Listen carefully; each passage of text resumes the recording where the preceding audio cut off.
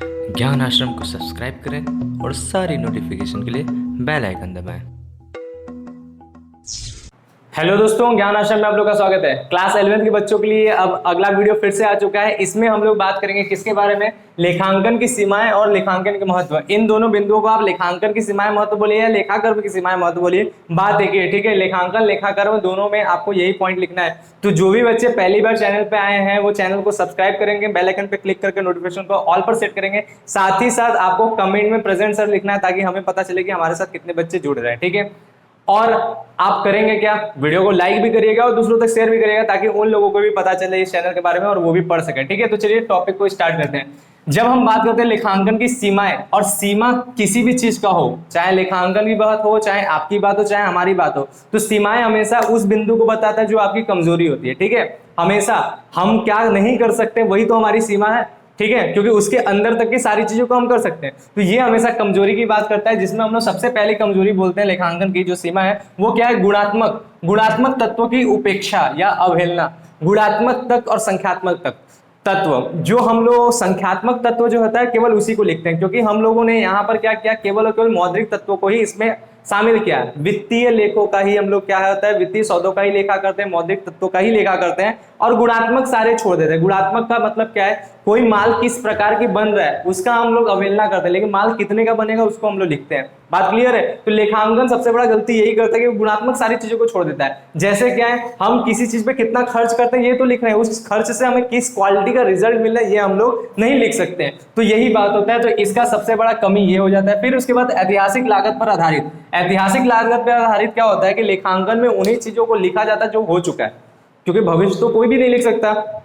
तो सीधी सी बात है, ऐतिहासिक लागत पर आधारित यानी जो बीत चुका है उस लागत में हम लोग सारे चीजों को लिखते हैं, और अभी जो लागत चल रहा है उसके बारे में इसका कोई जिक्र नहीं होता। जैसे एग्जांपल के तौर पर, अगर एक मशीन 10 साल पहले 1 लाख रुपए का खरीदा गया है तो आज के समय में उसका जो मूल्यांकन होगा उसी 1 लाख के आधारित चलेगा, क्योंकि वो मशीन 1 लाख को ही खरीदा गया था, तो उसी के आधार पे आज भी उस मशीन का मूल्यांकन किया जाएगा। तो ये इसकी एक दूसरी कमजोरी है, क्योंकि आज के समय में हो सकता है मशीन या तो सस्ती हो गई या महंगी हो गई, उसका ये बात नहीं लिखता है। जिस पे खरीदा है उसी के आधार पर सारा चीज चलता है, तो ये भी इसकी एक सीमा है। अगली बात होता है मूल्य रहित संपत्तियों का उल्लेख।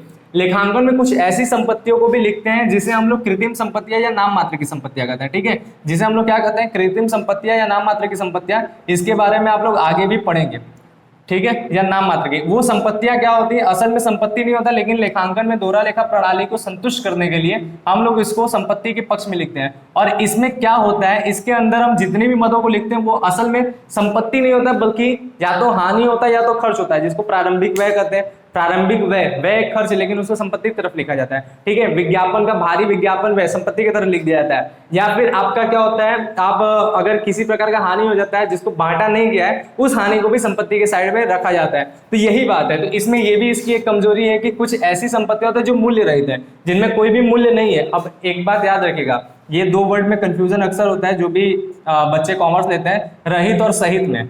अक्सर क्या सोचते हैं ये लोग कि रहित का मतलब भी उसके साथ, जबकि रहित का मतलब होता है उसके बिना, और सहित जो होता है ना, सहित का मतलब होता है साथ में, ठीक है। रहित क्या होता है? के बिना, किसी के साथ अगर रहित लगाया है उसके बिना की बात हो रहा है, ठीक है। और सहित लगाया है तो के साथ की बात हो रहा है। बात क्लियर है? तो इसको भी समझिएगा, ठीक है। तो यहाँ पे मूल्य रहित का मतलब है कि मूल्य के बिना। फिर आगे बात करते हैं। अगला बात होता है अवास्तविक सूचनाओं पर आधारित। लेखांकन में ऐसी चीजों को लिखा जाता है जो अवास्तविक सूचनाओं पर आधारित है, मतलब जो रियल में है उसके बारे में इसमें नहीं लिखा जाता है। चलिए तीसरी हम बात करते हैं, क्या है? अवास्तविक सूचनाओं पर आधारित, ठीक है। अवास्तविक सूचनाओं पर आधारित क्या है इसको समझेंगे। असल में लेखांकन में बहुत सी चीजें ऐसी लिखी जाती है जो वास्तविक होता है, लेकिन कुछ समय बाद वो अवास्तविक हो जाता है। जैसे एग्जांपल के तौर पे हम लोग निकालते हैं बिना बेचे हुए माल की लागत, जो एक्चुअल में ठीक है, साल के अंत में जो माल बच गया है बिकने से उसकी हम लागत निकाल लेते हैं। लेकिन जब संपत्तियों का हम लोग मूल्यांकन करते हैं तो एक्चुअल में संपत्ति का मूल्यांकन तभी होगा जब वो संपत्ति का यूज एकदम खत्म है, जब संपत्ति कबाड़ हो जाएगा तब। लेकिन लेखांकन में क्या होता है, ऐसी बहुत सी चीजों का मूल्यांकन करते रहते हैं जो लगातार करते रहते हैं और वो सही समय पे नहीं करते हैं। इसके वजह से उसमें जो सूचनाएं होते हैं वो अवास्तविक होता है, वास्तव में वो सूचना अलग है। जैसे हम लोग एक तरह से ये भी बोल सकते हैं कि आज जो दाम है उसके हिसाब से हम लोग, जैसे कि अगर किसी चीज का यूज कर रहे हैं, ठीक है, किसी चीज का यूज कर रहे हैं तो उसका खत्म जब हो जाता है तब बचे हुए हिस्से को हम निकाल सकते हैं। लेकिन जब वो लगातार चल रहा है, क्योंकि लेखांकन हम लोग का व्यवसाय क्या, सतत प्रक्रिया, लगातार चलने वाला है, आज हम व्यवसाय चल कर रहे हैं तो लगातार ही करते रहेंगे ना, तो जब अंत होता है तभी तो हम किसी चीज का रिजल्ट निकालते हैं कि हमारा इसका अंत हो गया, अब हमने इस दौरान क्या क्या फायदा किया, क्या क्या नुकसान किया है। लेकिन लेखांकन में क्या होता है, लेखांकन में एक साल को पॉइंट बना लिया जाता है, उसी पे सब चीज का आकलन किया जाता है, जो एक्चुअल नहीं हो सकता है। जाहिर सी बात है, जब अंत होगा तभी आपको एक्चुअल का पता चलेगा, लेकिन उसमें हम लोग अंत नहीं होता है, लेकिन एक अंत मानकर उसका मूल्यांकन करते हैं, इसीलिए इसमें जो सूचनाएं होती है वो अवास्तविक होता है। ठीक है, उसके बाद क्या है, भावी अनुमानों के लिए अनुपयुक्त। अगला बात इसमें बोलता है, क्योंकि हम लोग लेखांकन से भावी अनुमान भी लगाते हैं। भावी अनुमान का मतलब भविष्य में हमारा व्यवसाय है किस पोजीशन में जाएगा, या भविष्य में क्या क्या घटनाएं करना है, क्या क्या प्रोसेस अपनाना है जिससे हमारा व्यवसाय डेवलप हो, इसके लिए हम लोग काम करते हैं। लेखांकन इसलिए भी यूज किया जाता है, आप लोग इससे पहले पढ़े हैं इस चीज को। ठीक है, लेकिन एक्चुअल में भावी अनुमान हम लोग नहीं लगा सकते इससे एकदम सटीक। क्यों? क्योंकि हम लोग लेखांकन में क्या लिखते हैं, ऐतिहासिक लागत लिखते हैं। जब हम चीजों को ही पुराने लिख रहे हैं तो उसके आधार पर भविष्य कैसे तुलना कर सकते हैं, कैसे अनुमान लगा सकते हैं? सही लगेगा? बिल्कुल नहीं। हाँ, एक तथ्य मिल जाता है, एक फैक्ट मिल जाता है, एक डेटा मिल जाता है, जिसके तहत हम लोग थोड़ा मोड़ा अनुमान लगा सकते हैं, लेकिन सटीक अनुमान लगाने के लिए अनुपयुक्त है। क्योंकि भविष्य का अनुमान आप तभी लगा सकते हैं जब आपके पास भविष्य के बारे में कुछ नॉलेज हो, ठीक है, या फिर वर्तमान की स्थिति को आप सही तरीके से पढ़ते हैं, जो खुद ही कई साल पुराना है, उससे आप भविष्य का क्या अनुमान लगा सकेंगे। इसलिए भावी अनुमान के लिए अनुपयुक्त हो जाता है। फिर उसके बाद होता है व्यक्तिगत निर्णयों पर आधारित। लेखांकन में एक चीज और भी है कि लेखांकन करने वाला व्यक्ति कोई ना कोई आदमी होता है, अकाउंटेंट होता है, तो उसके खुद के निर्णय भी इस पर प्रभावित करते हैं। जैसे हम लोग जब हरास लगाएंगे, आगे आप लोग हरास का लेखांकन पढ़ेंगे, आपके सिलेबस में है, ठीक है, तो हरास जब हम लोग लगाते हैं तो उसमें दो विधि होता है, एक होता है स्थायी प्रभाग, दूसरा होता है क्रमागत हरास। तो इसमें से कौन सी विधि को अपनाना है वो कौन करता है, वो उस अकाउंटेंट का मर्जी होता है, ठीक है, उसको अपनाना। तो व्यक्तिगत निर्णय, चाहे अकाउंटेंट हो चाहे मालिक हो, जो भी बोले, तो उसके निर्णय का भी प्रभाव पड़ता है, जिसकी वजह से लेखांकन जो है अपने बिजनेस के अकॉर्डिंग नहीं चलता है। कुछ क्या होता है, कुछ चीजों पे व्यक्तिगत निर्णय भी इस पे हावी हो जाता है। फिर उसके बाद सबसे आखिरी और सबसे खतरनाक, सजावटी आंकड़ों का खतरा। सजावटी आंकड़े जिसको विंडो ड्रेसिंग करते हैं, ठीक है, दिखाने के लिए। कभी कभी क्या होता है कि जब हमें लोन लेना होता है तो लोन उसी को मिलेगा जिसका फाइनेंशियल पोजीशन स्ट्रांग है। तो अकाउंटेंट से कह के फर्जी रूप से ऐसा हम लोग अकाउंटिंग बनवा देते हैं कि हमारे व्यवसाय का जो फाइनेंशियल स्थिति है वो जितना है उससे कई गुना अच्छा शो करेगा, जिसकी वजह से हमें क्या मिलता है, ज्यादा से ज्यादा लोन मिल जाता है। तो इसका भी इसमें खतरा होता है, ठीक है, तो ये भी इसकी एक सीमा है, यही सब इसकी कमजोरियां भी है। अब हम लोग लेखांकन के महत्व को समझेंगे। तो लेखांकन के महत्व को जब हम लोग समझते हैं तो ये दो वर्गों में बटा होता है। पहला होता है आंतरिक लोगों के लिए, ठीक है, आंतरिक उपयोगकर्ताओं के लिए, और दूसरा होता है बाह्य उपयोगकर्ताओं के लिए। पहले ही इस वर्ड को हम लोग समझेंगे, आंतरिक उपयोगकर्ता और बाह्य उपयोगकर्ता क्या होता है। आंतरिक उपयोगकर्ता वो सारे के सारे लोग जो व्यवसाय के अंदर के लोग हैं, जो व्यवसाय में खुद है, उनके लिए जब लेखांकन महत्व की बात होता है तो वो आंतरिक उपयोगकर्ताओं के लिए महत्व होता है। और बाहरी लोग जो व्यवसाय के बाहर से हैं लेकिन व्यवसाय से संबंधित है, वो लोग बाह्य उपयोगकर्ता होते हैं। जैसे एग्जांपल के तौर पर जब है हम लोग इसके अंदर जब पढ़ेंगे तो सबसे पहले स्वामी मतलब मालिक कौन होता है, जो व्यवसाय चला रहा है, तो उससे ज्यादा कौन आंतरिक होगा, वही ना सब चीज मेन है। तो आंतरिक उपयोग करता है, तो इसके लिए हमारा व्यवसाय किस लिए महत्वपूर्ण हो जाता है, मतलब सॉरी, लेखांकन किस लिए महत्वपूर्ण हो जाता है, क्योंकि लेखांकन क्या करता है, इसको लाभ हानि के बारे में जानकारी देता है, इसके व्यवसाय की वित्तीय स्थिति के बारे में जानकारी देता है, इसलिए, ठीक है, तो इसलिए इसके लिए जरूरी है। दूसरी बात है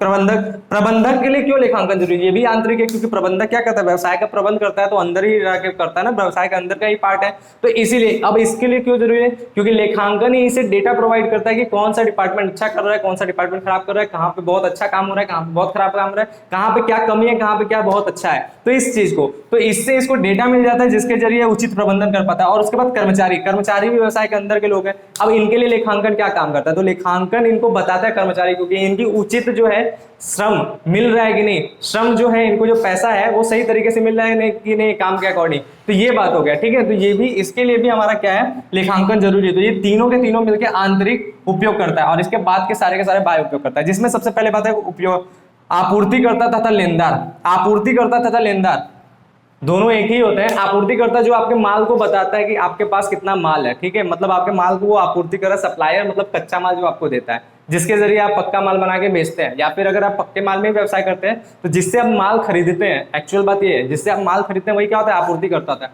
और लेनदार वही बनता है जब आप माल खरीदते हैं और उधार खरीदते हैं, तो वो आपका लेनदार बन जाता है, ठीक है। तो इनके लिए भी लेखांकन जरूरी है, क्योंकि ये बताता है लेखांकन कि इनका कितना हिसाब किताब बाकी है, ठीक है, जिसके आधार पर ये अपना पैसा मांग करते हैं। फिर उसके बाद विनियोजक जो पैसा आपके व्यवसाय में लगाते हैं। विनियोजक कौन होते हैं, जो आपके व्यवसाय में पैसा लगाते हैं इस आशा में कि आपका व्यवसाय लाभ कमाएगा तो उनको भी कुछ लाभ होगा, ठीक है। तो पूंजी लगाने वाले व्यक्ति जो पैसा लगाते हैं लाभ की आशा में, उनको भी नियोजक कहते हैं। तो उनके लिए भी बहुत जरूरी है लेखांकन, क्योंकि लेखांकन के आधार पर ही पता चलता है कि कौन से व्यवसाय में पैसा लगाना सही है, कौन से व्यवसाय में लगाना गलत है। तो लेखांकन देख के ही वो पैसा उसमें लगाते हैं, विनियोग करते हैं, ठीक है। फिर उसके बाद आते हैं कर विभाग। कर विभाग के लिए भी लेखांकन जरूरी है, क्योंकि कर विभाग जब टैक्स लगाता है तो किसके आधार पर लगाता है? आपका लेखांकन। जितना बढ़िया आपका व्यवसाय है लेखांकन खुद बताएगा, जितना बेकार व्यवसाय लेखांकन खुद बताएगा। कब आप इतना पैसा कमाते हैं कि आपका किस पैसे पे कितना टैक्स लगेगा, उसकी जानकारी कहाँ पे मिल जाएगा? लेखांकन में मिल जाता है कि आप कितना रुपए लाभ कमाए हैं जिसपे आपका टैक्स लगेगा, कितना रुपए आप बिक्री किए हैं जिसपे आपका टैक्स लगेगा, इस हिसाब से लेखांकन से जानकारी मिल जाता है, ठीक है। उसके बाद उपभोक्ता। उपभोक्ता के लिए भी लेखांकन जरूरी है, लेकिन इनडायरेक्टली इसको फायदा मिलता है कि ये लेखांकन के जरिए पता चल सकता है कि इसको जो सामान बन रहा है वो उचित मूल्य पे मिल रहा है कि नहीं, क्योंकि जितना लागत लगा है कोई भी सामान बनता है तो उसमें जो लागत लगता है उसी के आधार पर उस सामान का प्राइस डिफाइन होता है। अगर लागत से बहुत ज्यादा प्राइस रख रहा है तो उपभोक्ता बोलेगा यार ये प्रॉफिट के लिए मर रहा है, तो इसका सामान वो नहीं लेना चाहेगा, ठीक है। तो लागत के अकॉर्डिंग प्राइस बनता है, तो उपभोक्ता भी देखता है लेखांकन और उसके जरिए अपना सामान का कीमत वो डिसाइड करता है और समझता है कि इसको लेना चाहिए कि नहीं लेना चाहिए। फिर सरकार के लिए भी लेखांकन जरूरी है, क्योंकि सरकार जो है समय समय पर अपनी जो योजनाएं बनाता है उद्योग से संबंधित, धंधों से संबंधित, कारखानों से संबंधित, तो उस योजनाएं किसके आधार पर बनाता है? व्यवसाय जो होता है और उसके जो लेखांकन है उसी लेखांकन के आधार पर कि किस संस्था को और किस प्रकार के व्यवसाय को हमें और ढील देना चाहिए, अच्छा बनाना चाहिए, आसान बनाना चाहिए, जिसके वजह से वो डेवलप करें। तो सरकार को भी क्या है इसकी जरूरत पड़ता है। और फिर वित्तीय विश्लेषक, ये कौन होते हैं? ये एक्चुअल में स्कॉलर होते हैं, ठीक है। इनका काम क्या होता है? ये आंकड़े देखते हैं व्यवसाय के, और उस व्यवसाय के आंकड़े के जरिए ये क्या करते हैं? अपना विश्लेषण करते हैं और अपना रिसर्च पूरा करते हैं। जैसे कॉलेज में आप जब जाते हैं तो उसमें रिसर्च का एक पढ़ाई होता है, पीएचडी जिसको कहते हैं, उसके अंदर क्या करते हैं? इन सब लोगों को कभी बैंक का, कभी किसी प्रकार के व्यवसाय का, उसका बोला जाता है कि विश्लेषण करिए। तो उनके लिए भी डेटा कलेक्ट करना पड़ता है, और वो डेटा कहाँ से कलेक्ट करते हैं? लेखांकन के जरिए कलेक्ट करते हैं। तो लेखांकन उनके लिए भी फायदा पहुंचाता है। तो ये हो गया आज का क्लास, ठीक है। तो बस आज के क्लास में बस इतना ही, हम लोग इन दो टॉपिक के बारे में पढ़ने वाले थे, मतलब तो कंप्लीट हो चुका है, तो पढ़ने वाले थे, ठीक है। अब नेक्स्ट टॉपिक में हम लोग क्या पढ़ेंगे? तो नेक्स्ट टॉपिक में हम लोग पढ़ेंगे लेखांकन सूचनाएं। बहुत ही इंपॉर्टेंट होता है आजकल के बच्चों के लिए। एग्जाम में जो हाफ ईयरली एग्जाम है उसमें बहुत 100% के करीब मान लीजिए 90% चांस है कि लेखांकन सूचनाएं पूछा जाता है। हालांकि ये सब भी इंपॉर्टेंट, लेकिन इस चैप्टर में सबसे ज्यादा इंपॉर्टेंट वो भी हो जाता है, ठीक है। तो आप उसको भी अच्छे तरीके से देखेंगे, जो हम लोग नेक्स्ट वीडियो में पढ़ेंगे। तो बस आज के लिए इतना ही। आपको अगर पढ़ाना हमारा पसंद आ रहा है तो चैनल को ज्यादा से ज्यादा क्या करेंगे? शेयर करेंगे, ठीक है, ताकि और लोगों को पता चले। वीडियो को लाइक करेंगे, अच्छे कमेंट करेंगे, बार बार बोलते हैं अच्छे कमेंट करिएगा। अगर आपको खराब लगता है तो आप बुरे भी कमेंट कर सकते हैं, जिसके जरिए हम अपने आप को सुधारें। आप बताइएगा कि हमारे अंदर क्या कमी है, हमें और किस तरह से अपने आप को डेवलप करना चाहिए, वो भी आप कर सकते हैं, ठीक है। तो आप बताइएगा, उस पर भी काम किया जाएगा। बात क्लियर है? तो बस आज के लिए इतना ही, मिलते हैं नेक्स्ट वीडियो में, तब तक के लिए बाय।